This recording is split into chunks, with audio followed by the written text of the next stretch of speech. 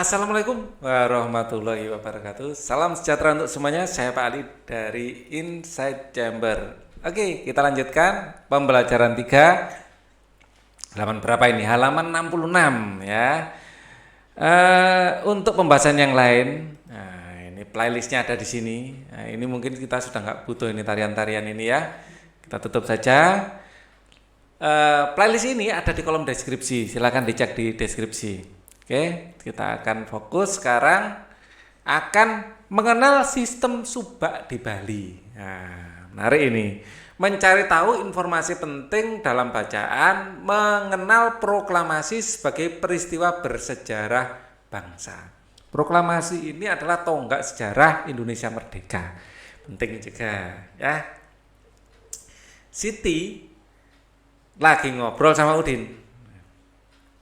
Sebagai sebuah negara kepulauan, selain memiliki keragaman ekosistem, Indonesia juga memiliki keragaman ketampakan atau penampakan alam yang luar biasa. Betul sekali Siti, keragaman kenampakan alam yang ada di Indonesia tentu akan mempengaruhi cara hidup penduduk yang menghuninya. Ya, selain negara kita dikenal sebagai negara kepulauan, Indonesia juga dikenal sebagai negara agraris, banyak petaninya. Nah, hal ini menunjukkan sebagian besar penduduk Indonesia adalah bekerja sebagai petani dan nelayan. Kalau nelayan lebih ke maritim ya. Kenampakan alam apakah yang ada di sekitar tempat tinggalmu? Nah, kalau Pak Ali sekali lagi di Surabaya, dataran rendah, ya di sini banyak pantai. Pantainya di Surabaya pantainya berlumpur. Ya, pantai berlumpur. Memang tidak seindah Bali, tapi disitulah keunikannya. Di pantai berlumpur ini banyak kerang, teripang, kupang, ya ang-angan ya. Setelah kepiting selalu dia tripang, kerang, kepiting, ya, kepiting, ya, kupang, kerang, kepiting. Nah, ya ini yang ada udang, selalu NG ya,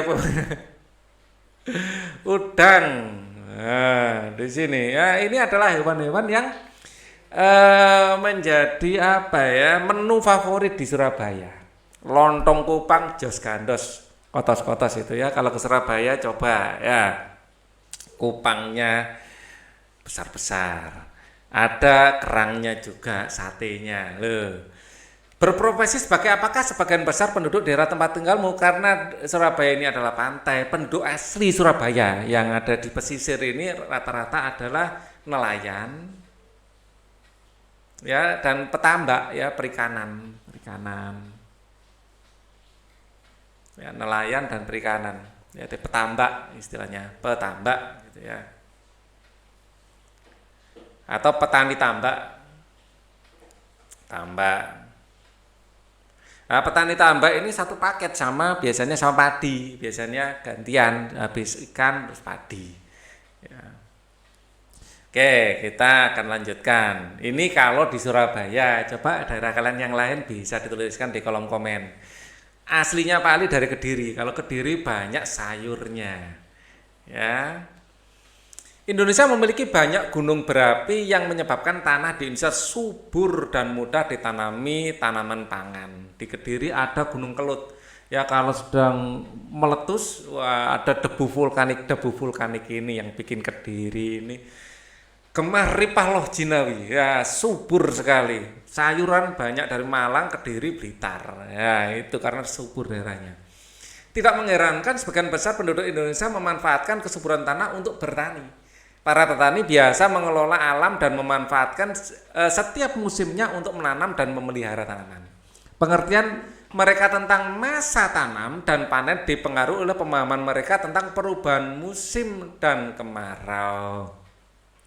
Pada musim hujan, air melimpah, sedangkan pada musim kemarau, air sangat sedikit harus dibagi rata untuk semua petani. Ya, oleh karenanya para petani membuat sistem pengairan secara mandiri seperti yang telah lama dilakukan oleh masyarakat petani Bali. Sistem pengaturan air di Bali disebut subak. Ya, ingin tahu lebih banyak tentang Subak, bacalah dengan seksama artikel berikut ini. Mari kita baca sistem irigasi Subak. Subak merupakan sekumpulan petani di Bali yang mengelola sistem irigasi ya. Sekumpulan petani di Bali yang mengelola irigasi yang ada di kawasan persawahan.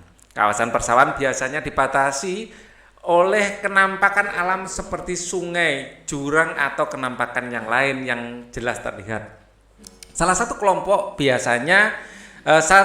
subak biasanya memiliki satu sumber air yang mengalir ke sebuah sungai yang melewati atau berada dekat dengan persawahannya. Para anggota kelompok subak menggunakan sistem gotong royong. Nah, ini sistem asli Indonesia dan saling membantu dengan cara meminjam air, bukan utang piutang. Dengan demikian setiap anggota harus bertanggung jawab terhadap penggunaan air terhadap petani lain sesama anggota subak.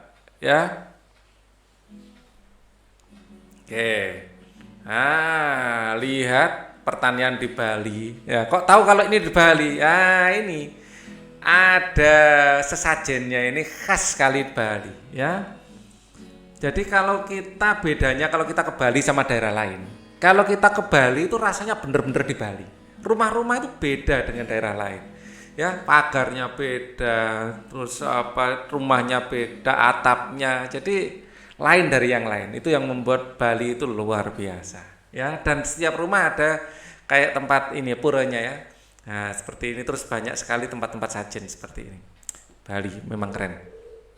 Nah, sistem irigasi subak dipimpin oleh seorang pengatur yang disebut pekaseh. Ya, pengatur ya. Jadi kalau di Jawa namanya Joko Tirto. Nah, Tirto itu air ya. Pekaseh atau klien subak. Klien subak, pekaseh atau klien subak. Pekaseh bekerja sama dengan para kepala desa dan perangkat desa dalam menjalankan tugasnya. Para pekaseh bekerja sama dengan kepala desa dan perangkat desa untuk menjalankan tugasnya. Pekaseh ini diangkat oleh petani, bukan perangkat desa. Loh, diangkat oleh petani ya. Diangkat oleh petani, bukan oleh perangkat desa. Mereka mengatur dan memberitahukan ketersediaan air pada areal persawahan kelompoknya. Apabila kekurangan air, sistem pinjam air dijalankan agar semua petani mendapatkan air yang cukup untuk sawahnya. Ada pengaturannya. Sistem irigasi subak dibangun oleh masyarakat Bali sejak beratus tahun yang lalu, sejak Avatar Eng belum datang ya, maaf ya, mengantur. Ya, sejak beratus tahun yang lalu sebagai bentuk kemandirian masyarakat dalam mengatasi persoalan air irigasi. Ya. Semua persoalan pertanian dibahas dengan musyawarah, sila keempat ya, dan perencanaan yang baik. Termasuk di dalamnya membahas rencana pengairan, cara menjaga kualitas air, jumlah air yang akan dialirkan, dan waktu pengairan, termasuk siapa saja yang akan melakukannya. Subak tidak hanya memperhatikan sistem irigasi, tetapi memperhatikan asas kerjasama dan keadilan dengan menggunakan sistem meminjam air kepada anggotanya. Dengan demikian tidaklah mengherankan pada tahun 2012 Subak diakui sebagai salah satu warisan dunia oleh UNESCO, United Nations Education, Scientific and Cultural Organization. Pengakuan ini menjadi sebuah kebanggaan bagi bangsa Indonesia. Musyawarah, mufakat ya, dan kebersamaan asli budaya kita. Ya. Jadi Pancasila ini adalah intisari dari kebudayaan kita sendiri, tidak kopas dari negara lain. Berdasarkan bacaan di atas, lakukan kegiatan berikut. Tentukan pokok pikiran dan informasi penting dari bacaan dengan menggunakan tabel di bawah ini. Paragraf pertama, kita mulai.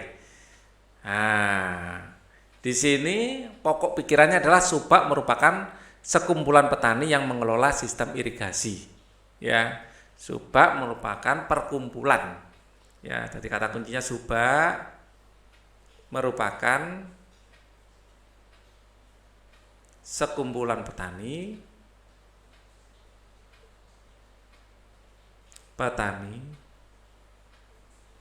ya, sekumpulan petani yang mengelola sistem irigasi secara mandiri, yang mengelola ya, sistem irigasi.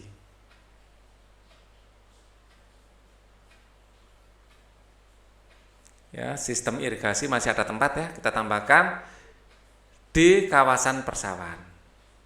Di kawasan persawahan. Ya, persawahan. Informasi lain yang terdapat, satu kelompok subak memiliki satu sumber air. Ya, satu kelompok subak memiliki satu sumber air. Informasi penting, satu kelompok subak memiliki satu sumber air. Ya, biasanya seperti itu ya. Kemudian ini paragraf pertama. Ini yang pertama ya. Para anggota subak merupakan menggunakan sistem gotong royong. Ya, menggunakan sistem gotong royong. Sistem gotong royong. Ya, oke, apalagi ya. Ya, setiap anggota bertanggung jawab pada penggunaan air. Setiap anggota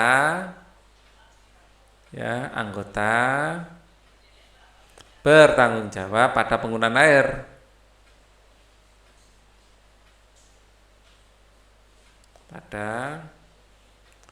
Dalam penggunaan air, bukan pada ya, dalam penggunaan air. Oke, sekarang paragraf yang kedua. Sistem subak ya, sistem irigasi subak dipimpin oleh pekaseh. Ya, sistem irigasi subak, saya pakai warna lain aja. Sistem irigasi subak dipimpin oleh pekaseh. Ya, pekaseh. Apa ini informasi yang lain disebut juga atau kelean subak?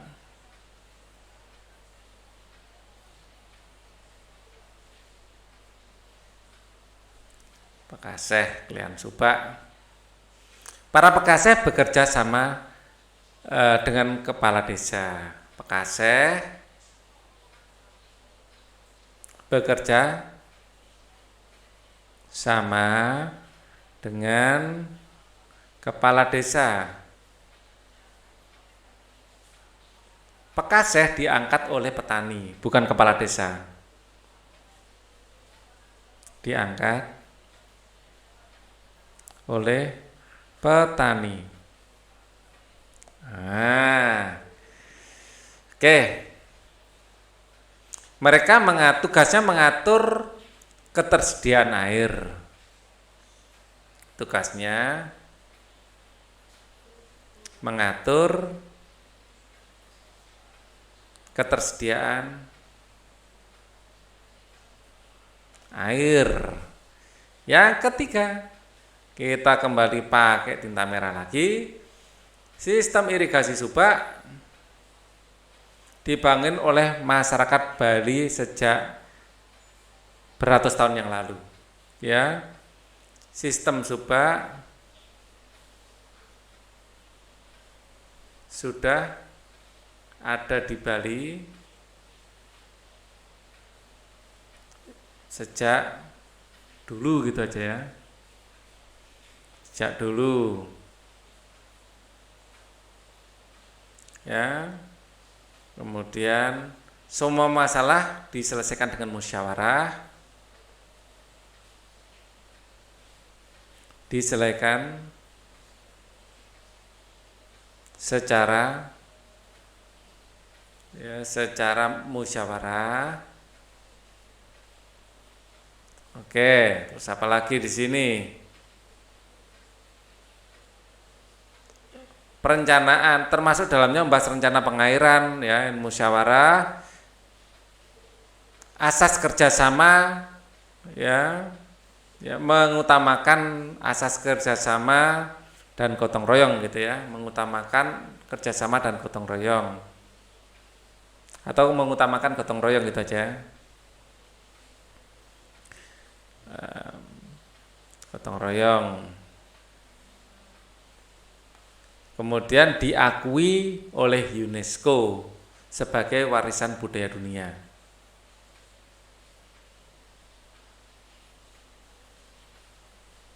Ya, tahun 2012. Oke, kita lanjutkan. Buatlah ringkasan berdasarkan bacaan tersebut dengan menggunakan tabel berisi pokok pikiran dan informasi penting. Ya, tersebut buatlah sebuah ringkasan. Tuliskan ringkasanmu dalam satu paragraf dengan menggunakan kalimatmu sendiri. Perhatikan tanda baca, penggunaan huruf kapital yang tepat, penggunaan kata-kata baku dalam kalimat bahasa Indonesia yang baik dan benar. Judulnya dulu, sistem irigasi subak. Irigasi subak. Nah, sekumpulan petani mulai irigasi ya.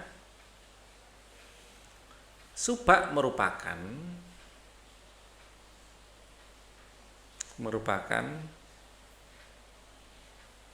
sekumpulan petani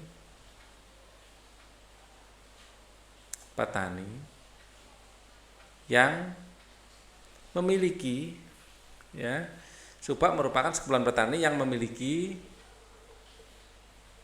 sistem irigasi mandiri, ya,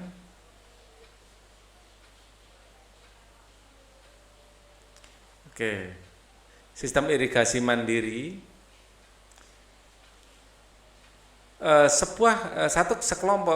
kelompok subak biasanya memiliki satu sumber air,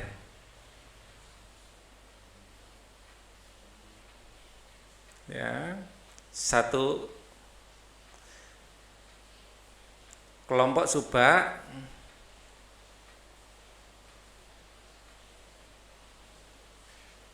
dipimpin oleh seorang pesakeh atau pesakeh ya tadi ya, pekaseh ya, pekaseh oleh seorang pekaseh yang diangkat oleh para petani.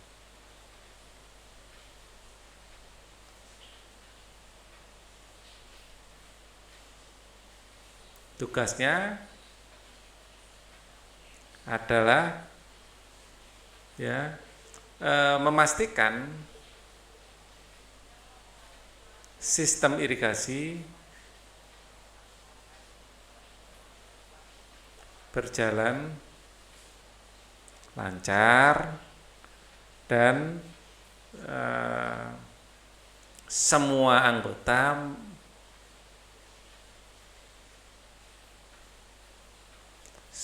anggota subak mendapatkan air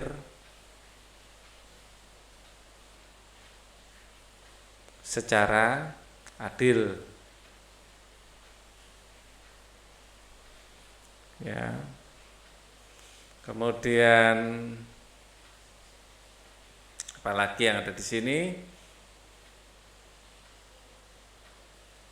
Semua permasalahan yang ada diselesaikan secara musyawarah.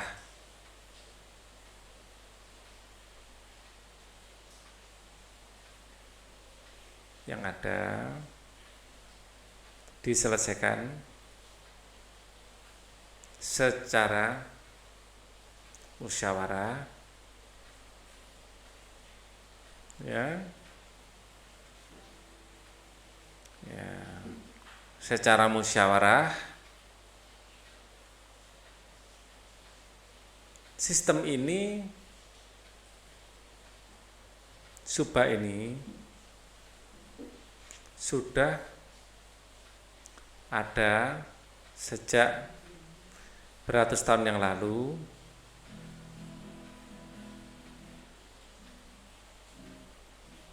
yang merupakan warisan budaya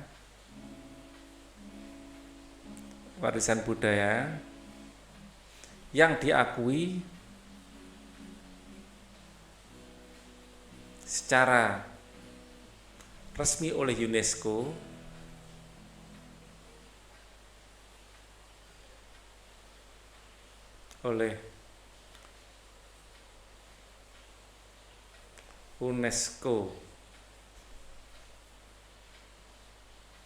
ya pada tahun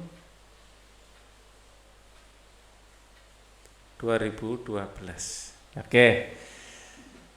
Bersama dengan kelompokmu diskusikanlah pertanyaan-pertanyaan berikut, jawablah di buku catatanmu. Setelah itu presentasikan hasil diskusimu. Apakah tujuan dibentuk Subak? Agar pembagian air, ketersediaan dan pembagian air, atau pembagian lebih kecilnya, pembagian air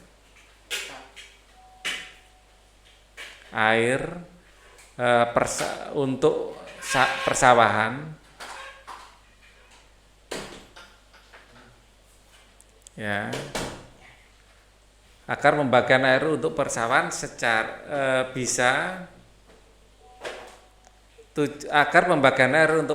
bisa dilakukan secara adil dengan mengutamakan kesejahteraan anggotanya ya. Intinya ini ada, biar nggak terlalu panjang, agar pembagian air untuk persawahan bisa dilakukan secara adil. Ya. Apa saja manfaat yang diperoleh para petani dari sistem irigasi Subak di Bali? Petani tidak berebut air. Ya. Tidak berebut air. Semua akan mendapatkan jatah air, mendapatkan ya giliran pengairan sesuai sesuai dengan musyawarah ya, mendapatkan giliran pengairan sesuai dengan hasil musyawarah. Ya.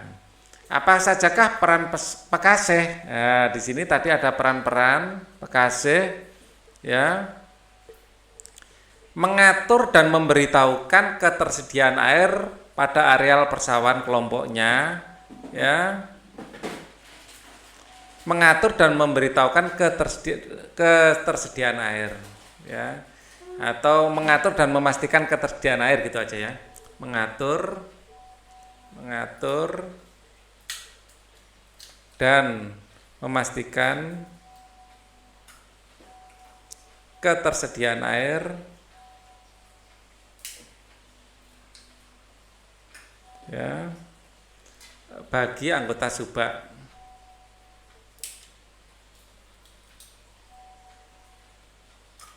Ya, kalau air sedang sedikit, ya bagaimana caranya? Bisa dengan sistem tadi ya, pinjam air ya, sistem pinjam air, dikasih tanda petik tadi, ya, meminjam air. Ini bukan utang piutang ya, gantian ya. Bagaimana cara anggota kelompok Subak di Bali mengambil keputusan? Dengan cara musyawarah. Apa yang menyebabkan sistem Subak berhasil meraih perhatian dunia? Ya, karena sistem Subak ini. Ya, semua persoalan berdebas musyawarah, perencanaan yang baik termasuk dalamnya membahas rencana pengairan, cara menjaga kualitas air, jumlah air yang dialirkan dan waktu pengairan. Termasuk siapa yang melakukannya. Subak tidak hanya memperhatikan sistem irigasi tapi juga memperhatikan asas kerjasama dan keadilan dan menggunakan sistem peminjaman air pada anggotanya. Dengan demikian tidaklah mengherankan diakui sebagai karena memiliki sistem yang bagus untuk kesejahteraan anggotanya. Ya, memiliki sistem yang bagus ya untuk proses untuk pengairan sawah yang berorientasi pada anggota. Sistem yang bagus itu yang berorientasi pada anggota. Jadi intinya untuk kesejahteraan bersama. Jelaskan nilai-nilai persatuan dan kesatuan yang didapatkan dari sistem irigasi Subak Bali. Nilai-nilai persatuan dan kesatuannya mereka ini ya semua masalah diberikan secara teratur ya, gotong royong ya, sistem gotong royong. Nilai-nilainya ada nilai gotong royong, nilai kekeluargaan, kebersamaan, ya, dan keadilan. Nah ini ya, gotong royong, kekeluargaan, kebersamaan, dan keadilan. Kenampakan alam yang ada di Indonesia tentu mempengaruhi cara masyarakat dalam memanfaatkan sumber daya alam yang ada untuk kehidupannya. Berbagai upaya dilakukan masyarakat dalam memanfaatkan dan mengelola sumber daya alam tersebut. Masyarakat petani Bali menggunakan subak untuk membantu ketersediaan air sehingga terjamin usaha pertaniannya. Masyarakat petani Brebes memanfaatkan daerahnya sebagai penghasil bawang merah nasional. Masyarakat nelayan Banyuwangi ya memanfaatkan hasil ikannya untuk diolah menjadi sarden yang dipasarkan di seluruh Indonesia. Bersama dengan teman sebangkumu, carilah informasi tentang kegiatan masyarakat Indonesia sebagai negara agraris dan negara kepulauan yang berkaitan dengan mata pencarian mereka. Beberapa contoh kehidupan masyarakat di atas dapat kamu gunakan sebagai sumber ide. Setelah kamu mendapatkan informasi, buatlah sebuah tulisan non-fiksi secara mandiri sebanyak 3 paragraf atau lebih. Gunakan ejaan atau tata bahasa Indonesia yang baik dan benar. Menulislah dengan rapi, jangan lupa menggunakan huruf kapital serta tanda baca yang sesuai dengan kaidah. Ya, setelah itu tukarlah ya hasil tulisanmu dengan tulisan teman-teman sebangkumu. Tulislah informasi penting yang terdapat dalam bacaan tersebut. Ya, ini terkait dengan tugas ya. Oke, tugasnya adalah mencari informasi ya tentang kegiatan masyarakat sebagai negara agraris dan negara kepulauan berkaitan dengan mata pencarian mereka. Beberapa contoh kehidupan masyarakat di atas kamu gunakan sebagai ide. Nah ini kalian harus browsing ya atau bertanya atau apa gitu. Intinya sistem-sistem atau apa ya unggulan-unggulan apa yang ada di daerahnya masing-masing ya yang pada intinya membuat daerahnya itu menjadi apa ya menjadi daerah dengan apa ya keunggulan tertentu, keunggulan produk tertentu. Kegiatan masyarakat sebagai negara agraris ya. Di sini agraris dan kepulauan misalnya kelompok petani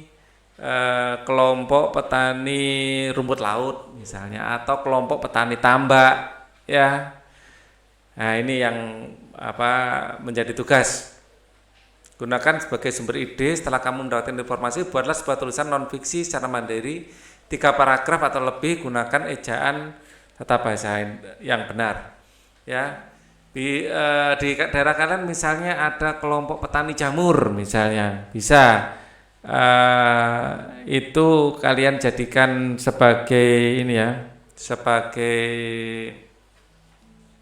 sebagai ide dari tulisan kalian.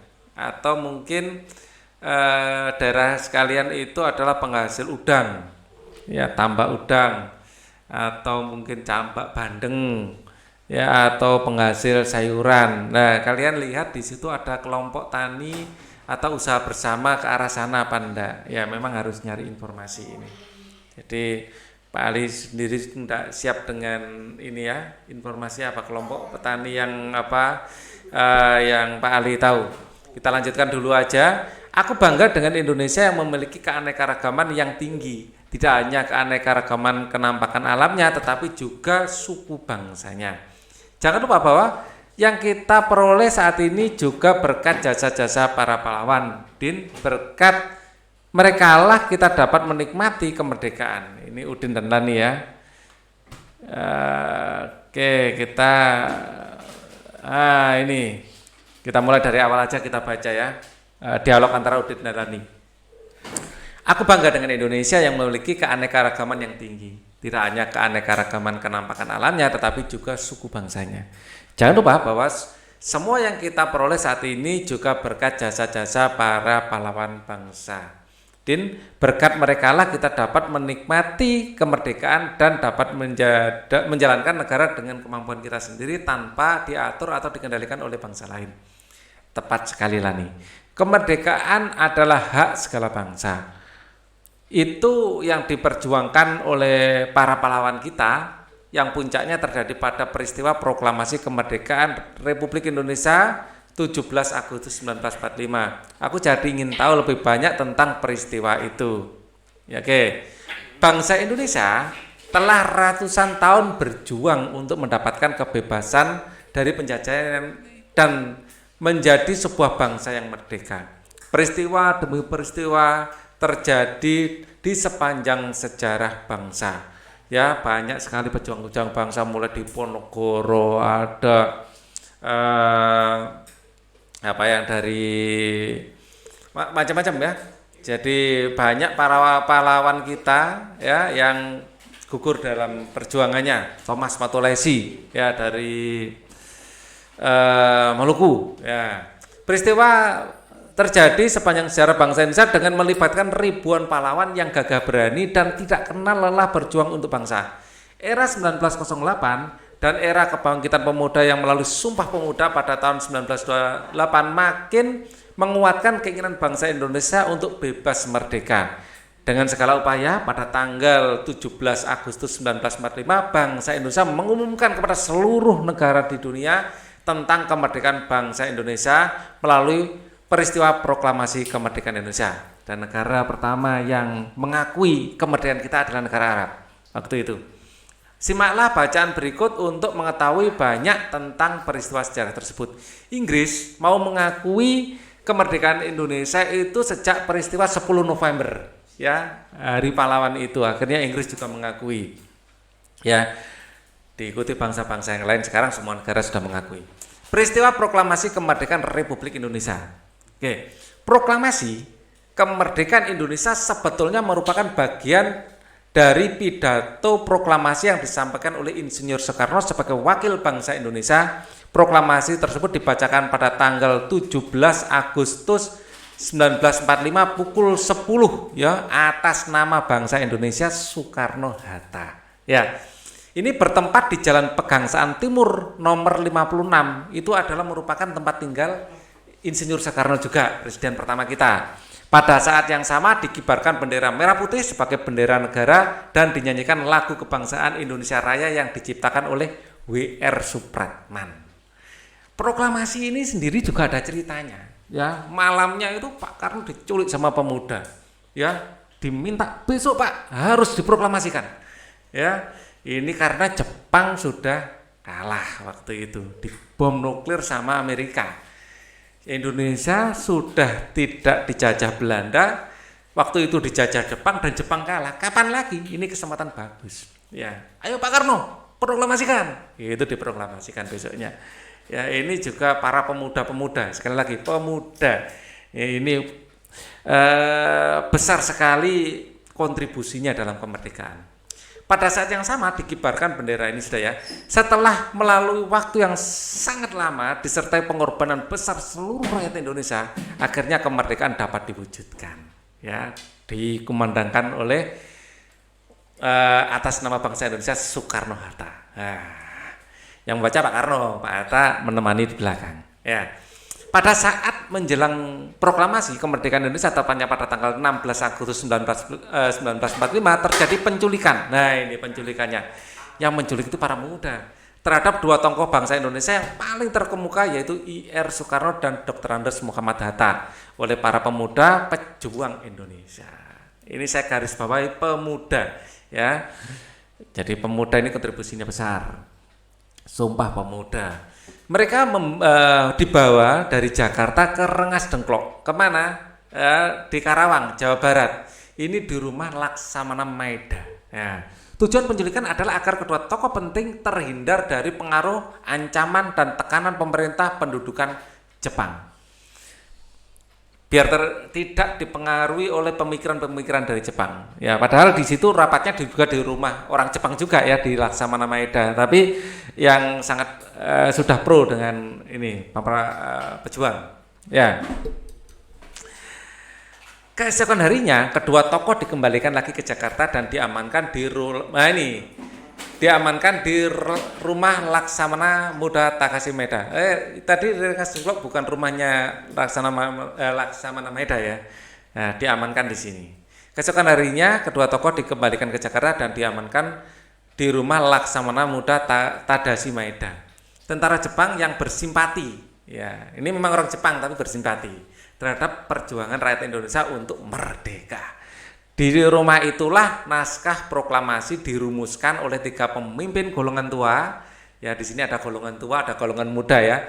Golongan tua yaitu Insinyur Soekarno, Dr. Andes Muhammad Hatta dan Mr. Ahmad Subarjo dari golongan muda. Ya, ada Soekarni, BM Dia, Mbah Diro, muda tapi Mbah ya, Mbah Diro. Dan setelah ditulis naskah proklamasi diketik oleh Sayuti Melik ya. Kemudian Insinyur Soekarno dan Dr. Andes Muhammad Hatta menandatanganinya atas nama bangsa Indonesia. Ya. Nah, sejak saat itu bangsa Indonesia hidup merdeka dalam bingkai negara kesatuan Republik Indonesia. Melalui proklamasi tersebut bangsa Indonesia mengumumkan kepada seluruh dunia bahwa bangsa Indonesia telah bebas dari penjajahan. Adapun isi proklamasi adalah sebagai berikut yang dibaca oleh Pak Karno ya, dengarkan. Ini proklamasi. Kami bangsa Indonesia dengan ini menyatakan kemerdekaan Indonesia. Hal-hal yang mengenai pemindahan kekuasaan dan lain-lain diselenggarakan dengan cara seksama dan dalam tempo yang sesingkat-singkatnya. Jakarta, 17 Agustus 1945 atas nama bangsa Indonesia Soekarno Hatta. Ya. Berdasarkan bacaan di atas dan sumber informasi lainnya, jawablah pertanyaan berikut. Mengapa bangsa Indonesia perlu melakukan proklamasi kemerdekaannya? Ya, ini untuk menunjukkan kepada dunia bahwa Indonesia menyatakan kemerdekaannya. Untuk menunjukkan kepada dunia Indonesia telah menyatakan kemerdekaannya. Telah menyatakan kemerdekaannya. Oke, ya. Apakah akibat dari peristiwa proklamasi kemerdekaan terhadap kehidupan bangsa Indonesia? Ya, kita sudah menyatakan merdeka dan kita akan mempertahankannya. Kita sudah menyatakan merdeka.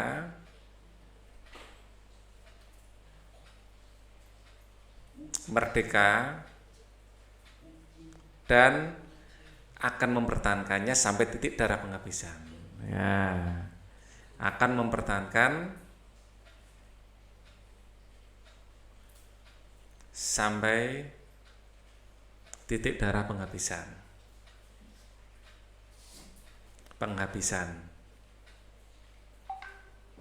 Oke.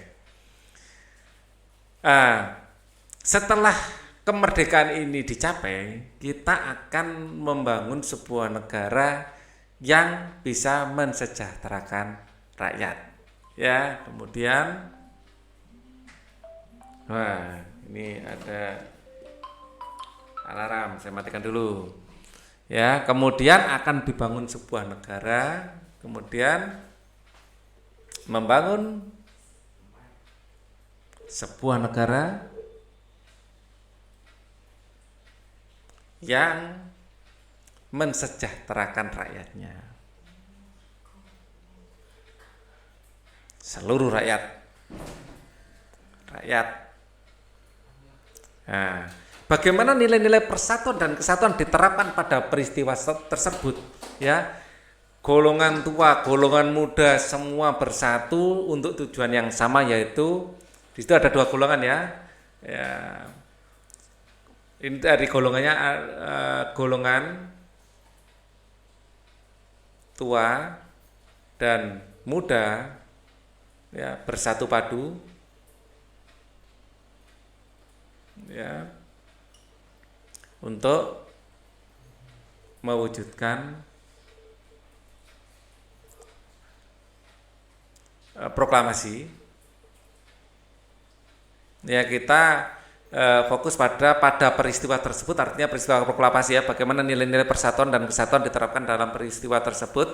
Golongan tua dan golongan muda bersatu padu untuk mewujudkan proklamasi, ya. Nah, golongan tua, baik tua muda itu pun berasal dari berbagai elemen masyarakat, yaitu yang berbeda-beda juga, ya. Artinya berasal dari daerah-daerah yang mungkin berbeda juga, ya. Artinya apa? Proklamasi ini memang hasil dari perjuangan seluruh rakyat Indonesia. Ya, golongan tua dan muda bersatu padu untuk mewujudkan proklamasi. Gitu aja ya. Tanpa persatuan dan kesatuan, hal proklamasi tidak akan terwujud. Adanya persatuan dan kesatuan, proklamasi tidak akan terwujud. Tidak akan terwujud. Nah, oke ya. Tahukah kamu peristiwa Rengas Dengklok? Nah, ini adalah peristiwa penculikan yang terjadi sebelum peristiwa proklamasi. Ya, carilah informasi tentang peristiwa itu dan tuliskan temuanmu di tempat tersedia. Peristiwa Rengas Dengklok, ya. Pada peristiwa tersebut, ya, Sultan Syahrir telah mendengar dari radio tentang berita kekalahan Jepang oleh sekutu, sehingga, ya, para pemuda ingin agar Pak Soekarno, Ir Soekarno, segera memproklamasikan kemerdekaannya.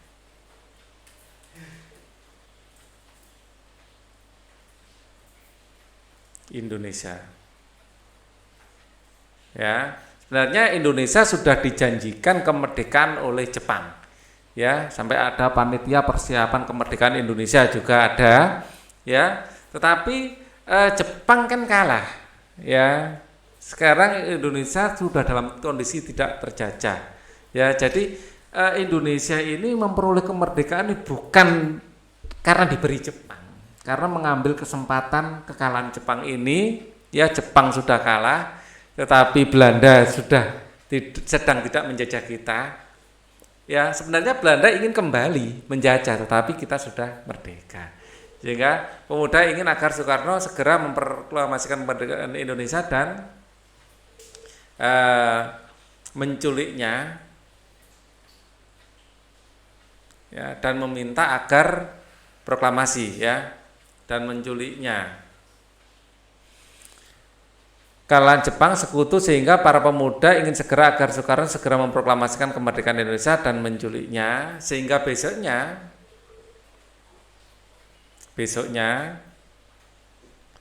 ya, proklamasi dirumuskan di rumah Laksamana Maeda, ya. Proklamasi langsung dirumuskan.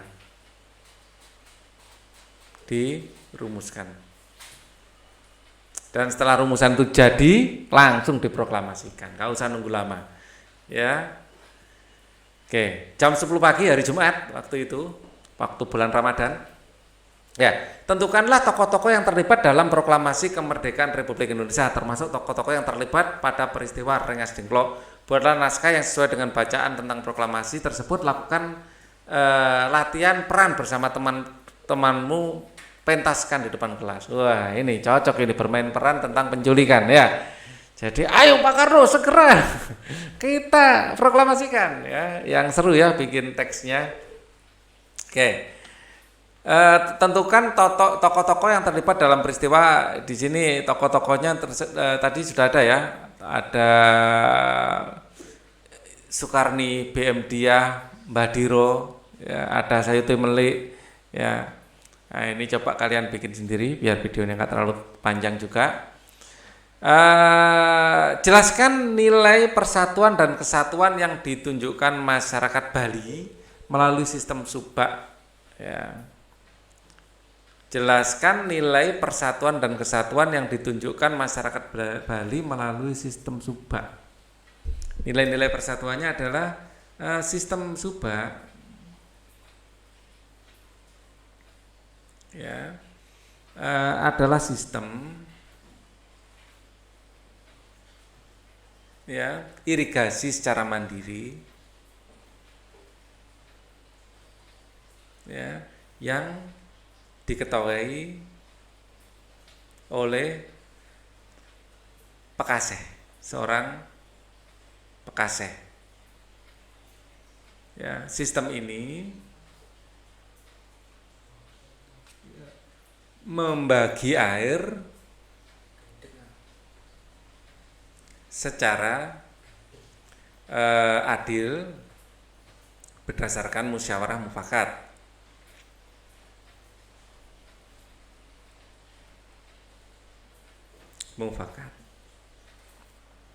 Ya. Jelaskan contoh kegiatan ekonomi masyarakat yang tinggal di daerah pantai. Nelayan, ya, petani tambak, petani rumput laut mungkin, ya, petani rumput laut, pembuat petis. Nah, ini orang pantai nih, pembuat petis atau pembuat makanan yang berbahan dasar laut, ya, dan terasi. Nah, ini khas pesisir. Jelaskan secara singkat peristiwa proklamasi kemerdekaan Republik Indonesia. Ya, proklamasi ya ini dipicu oleh kekalahan Jepang. Ya. Bukan hanya kekalahan Jepang sebenarnya, ini pemicunya saja ya, momentum yang diambil kekalahan Jepang. Ya, proklamasi ini adalah lebih ke hasil perjuangan para pahlawan.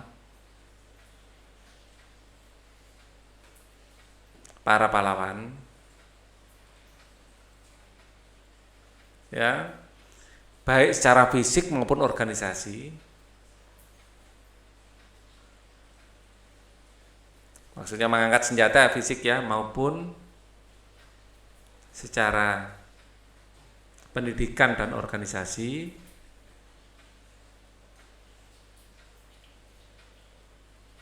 Dan organisasi yang puncaknya ya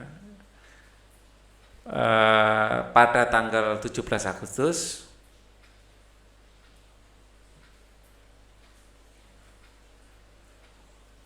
ya proklamasi dikumandangkan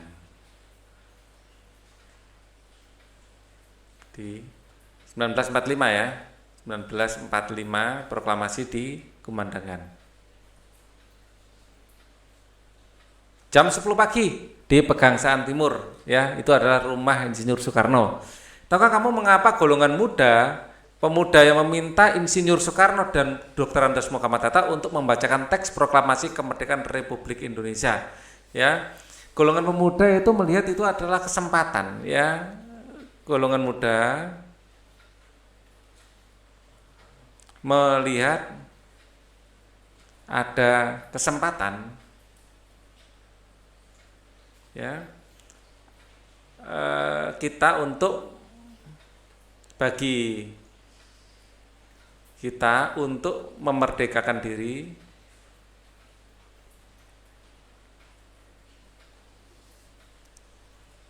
tanpa campur tangan pihak lain.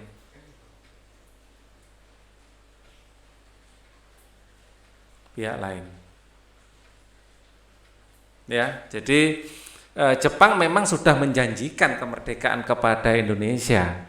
Ya, tetapi namanya janjinya penjajah itu kan belum tentu benar. Nah, kebetulan waktu itu Jepang kalah. Ya, sedang menjajah kita dan kalah. Itu kesempatan emas yang harus segera diambil. Intinya gitu ya. Apakah manfaat yang diperoleh rakyat Indonesia dengan adanya peristiwa proklamasi? Ya, kita sekarang menjadi bangsa yang merdeka. Sekarang menjadi bangsa yang merdeka, ya, bebas membangun tanpa ditindas bangsa lain.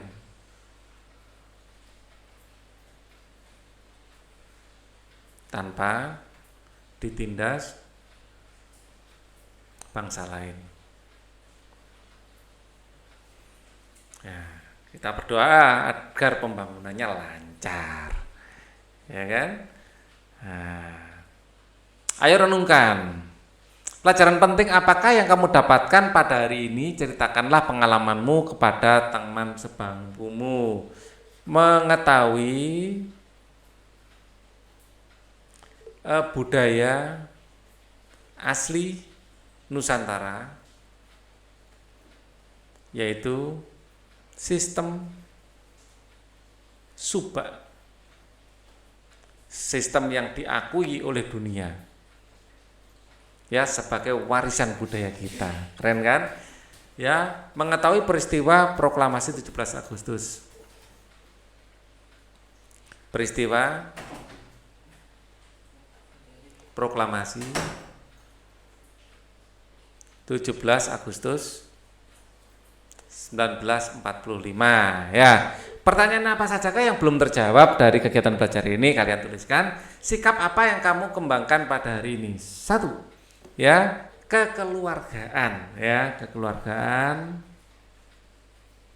gotong royong.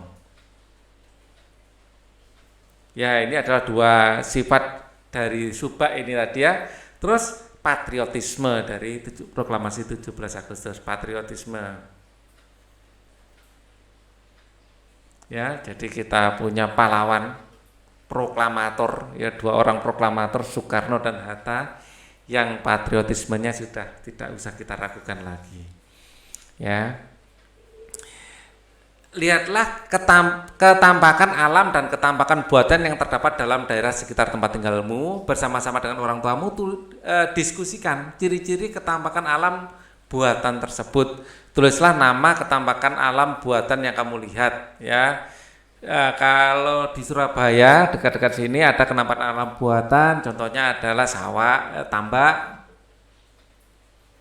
ya, ekosistem tambak, ada sawah, ada perumahan. Ya, perumahan ini bentuk ekosistem tersendiri, banyak burung-burung di luar sana, ya. Ya, jadi ada tanaman-tanaman, justru burung-burung ini lebih aman kalau di perumahan. Mereka tidak ada yang mengganggu sarangnya masalahnya. Oke, ya. Kita akan lanjutkan pembelajaran 4 di video berikutnya. Thank you for watching. Wassalamualaikum warahmatullahi wabarakatuh.